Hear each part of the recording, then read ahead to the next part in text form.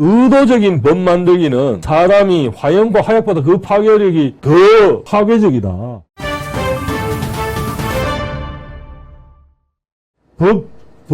법이란 거하고 입법을 구별하는 거기에 관해 갖고서인데 그걸 한번 먼저 왜 이런 판결의 유감인지를 제가 말씀드리기 위해서 고전에 썼던 농막 규제 이야기에 대해서 좀 쓴 게 있는데 그걸 한번 제가 말씀을 먼저 드리도록 하겠습니다.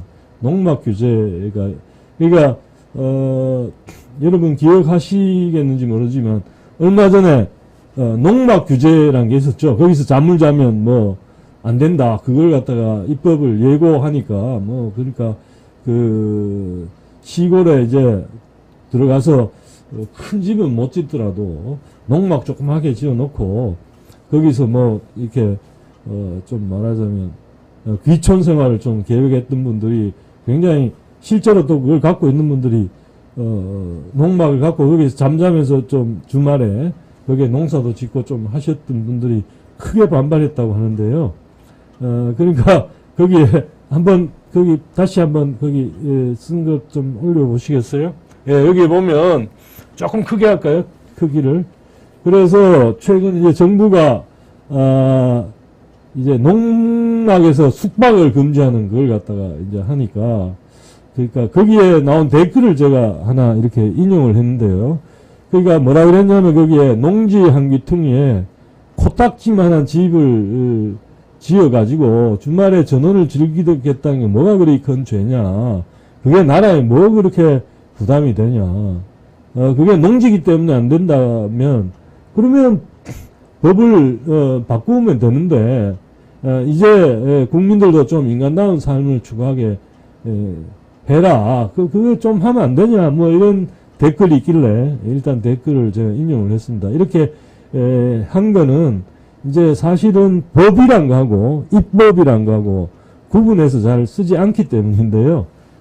법이란 거하고 입법을 이제 구분하는 분들은 어떻게 하냐면 법이란 거는 오랫동안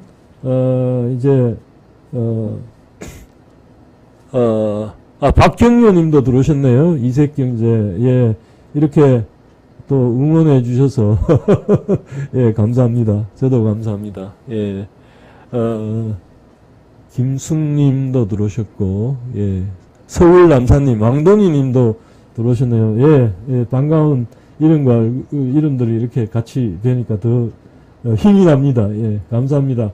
예, 그래서 제가 이제 이 법하고 입법을 이제 구분을 특히 이제 하이역 같은 분이 그렇게 구분을 했는데 구분한 이유는 입법이란 거는 법을 이렇게 국회나 이런 데서 만들어내는 어떤 그런 법이고 그건 규제적 성격을 띠는 게 많고 아무튼 법이란 거는 하이역가 말한 법이란 거는 서로 이제 여러 명이 살다 보니까 혼자 사는 게 아니고 여러 명이 살다 보니까 나름대로 지켜야 될 그런 법들이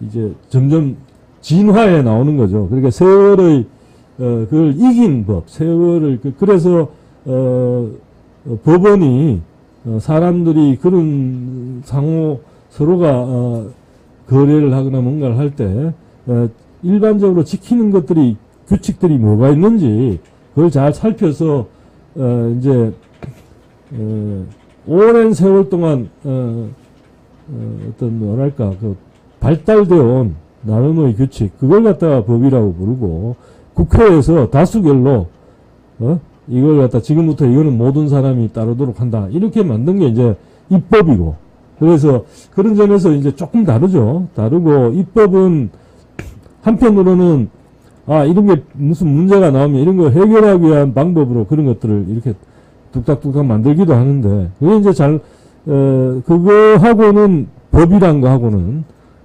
조금 구별을 할 필요가 있고 특히나 이게 하이에크 같은 분은 아까 칼럼으로 다시 돌아가서요. 한번 볼까요?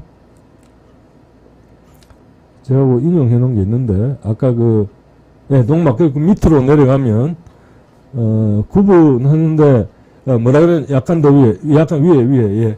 거기에 사실은 그 의도적인 법 만들기는 사람이 화염과 화약보다 그 파괴력이 더 파괴적이다.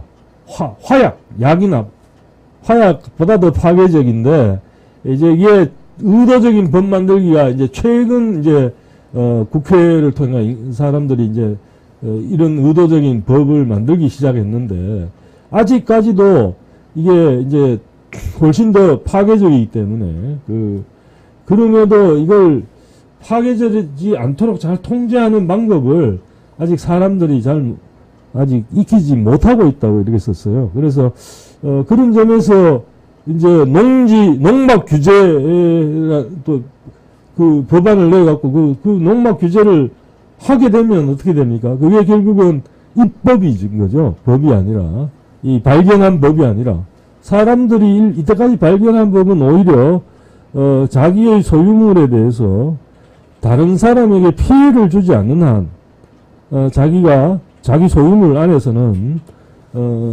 피해를 주지 않는 범위 내에서는 뭔가 자유롭게 그걸 이용할 수 있다. 이게 일반적으로 갖고 있는 관념인데, 실은 그런 관념이 이런 농막에서도 자면 안 된다는 입법이 만들어지면 그거는 이제 그런 것들을 관념과 배치되는 거죠, 일종의.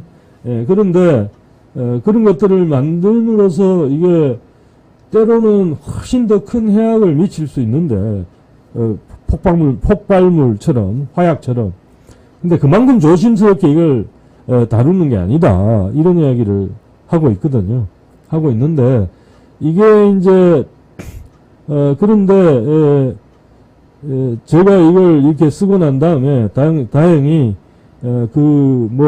제가 썼기 때문에 그런 건 아닐 거라고 생각하지만, 다행히, 이런 입법안을 갖다가 철회를 했다 그러니까 다행이고요. 그 다음에 지금 이제 대법원이 이제 돌아와서 그러면 대법원이 해야 될 일은 뭐냐? 그러니까 법의 지배란 말은 이런 어떤 진화해온 법, 발견된 그런 법들이 잘 통용되는 모든 사람이 통용된다는 이야기지.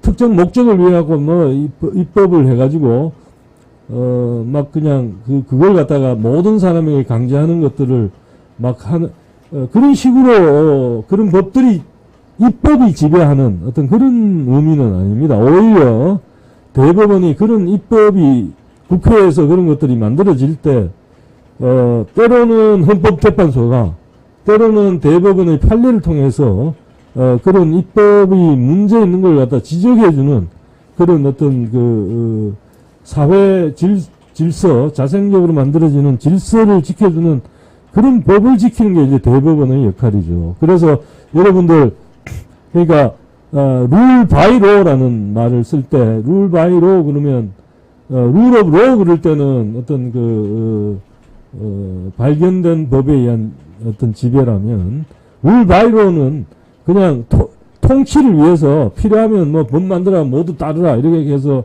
하는 입법 같은 걸 만들어서